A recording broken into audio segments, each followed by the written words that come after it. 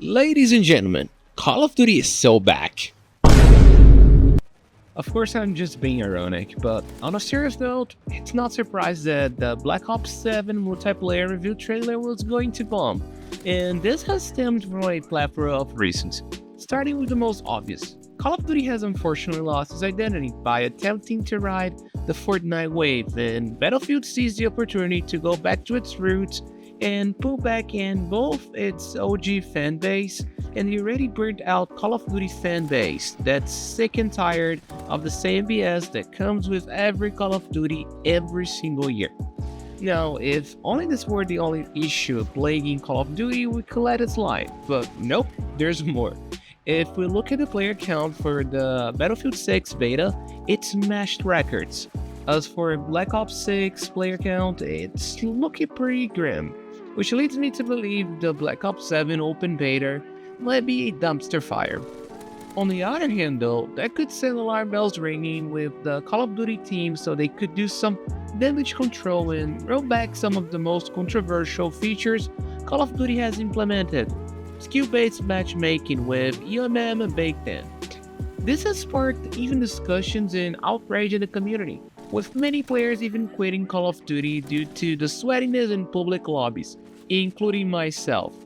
The game went from fun and laid back to sweaty and stressful, and that's not a good look for the franchise, as Battlefield is reportedly coming out with a SBMM not as strict as Call of Duty's. Moreover, the correct movement implemented in Black Ops 6 paired with the strict SBMM that seems to elevate every single year is a turn-off for many players, and seems to alienate the fan base even more in favor of catering to new players. Look, I'm not saying there shouldn't be competition, of course. All I'm saying is they shouldn't have manipulation to quote-unquote drive engagement unfairly in pubs. Ranked player is there for a reason. There's no point in trying to enforce this BS in what is otherwise public lobbies for all types of players.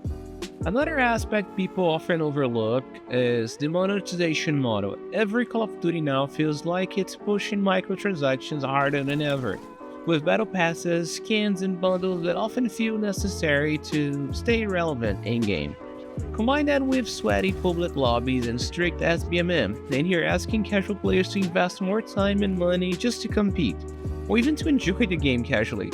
It's a double whammy. Fun is sacrificed for revenue and engagement metrics. Then there's the content fatigue issue. Year after year, Call of Duty recycles maps, modes, and even weapon mechanics, while trying to throw in trending features to keep things fresh. But these features, like Fortnite-style movement or ultra-fast mobility, often break the core gameplay loop that made the series enjoyable. It's like the game is chasing hype instead of innovating meaningfully and fans notice. Another factor, community trust and transparency. Backlash over SBMM, UMM, and other hidden mechanics shows that the community feels manipulated. Gamers want to feel in control of their experience, not like they're being forced into sweaty high-pressure matches against top-tier players just to maintain engagement stats. When trust erodes, player loyalty drops, and no trailer, review, or marketing campaign can fully repair that. Finally, let's talk competition in the shooter market. Battlefield isn't the only alternative. Valorant, Apex, even Escape from Tarkov are attracting players who are frustrated with Call of Duty's direction. The reality is that the market is more competitive than ever, and Call of Duty can't rely solely on brand recognition. They need to deliver a genuinely fun, balanced, and player-first experience, or risk watching their player base migrate permanently. In short, Black Ops 7 isn't just a trailer flop, it's the symptom of deeper systematic issues. Identity loss, over-monetization, fatigue, community distrust, and alienating core fans in favor of chasing new players. And until Call of Duty addresses these issues head-on, it's hard to see how they will regain the dominance they once had. Another big factor though is how the franchise treats its veterans versus newcomers. Call of Duty used to reward skill, map knowledge, and experience, but with strict SBMM, every match feels artificially balanced. While the intention is to keep newer players from being crushed, the effect is that experienced players are constantly sandbagged, forced into sweaty lobbies that make casual matches feel like ranked tournaments. The result? Fun gets replaced by frustration, and longtime fans start questioning why they even play.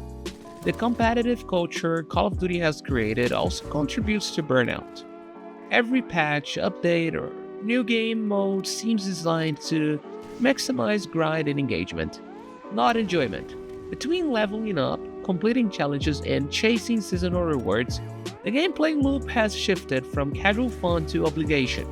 Meanwhile, Battlefield is quietly winning over players who just want to drop in, have fun, and feel rewarded for extra skill, not any artificial matchmaking metrics. And let's not forget community feedback, or the lack thereof. Call of Duty's developers often respond to criticism with vague promises or small tweaks, rather than listening to what the player base really wants. Fans don't just want fixes, they want a return to the identity and core gameplay that made Call of Duty iconic. Until that happens, trailers and marketing hype are just noise. They won't change how people feel about the game. Finally, there is a long-term brand risk. If Black Ops 7 launches and underperforms, it's not just about numbers, it's about perception. Call of Duty has dominated for years by being the go-to shooter, but if the community continues to feel ignored, manipulated, or alienated, the franchise could lose relevance in ways that marketing can't fix. Every misstep now compounds past frustrations, and with Battlefield, Apex, and Valorant all vying for attention, loyalty isn't guaranteed anymore. At the end of the day, Call of Duty's challenges aren't about a single review trailer or one beta. They're structural and cultural. Fixing them won't be easy, but it's essential if Call of Duty wants to remain a dominant, beloved franchise, instead of just another yearly release that fans feel obligated to play. So, what do you think? Is Call of Duty losing its touch, or is this just another rough patch? Drop your thoughts in the comments. I want to hear your take, and if you're tired of the same old Call of Duty drama, hit that like button and subscribe so we can keep breaking down the games you love or love to hate, and figure out what the future of shooters really looks like. Thanks for watching, and I'll catch you guys in the next one. Cheers!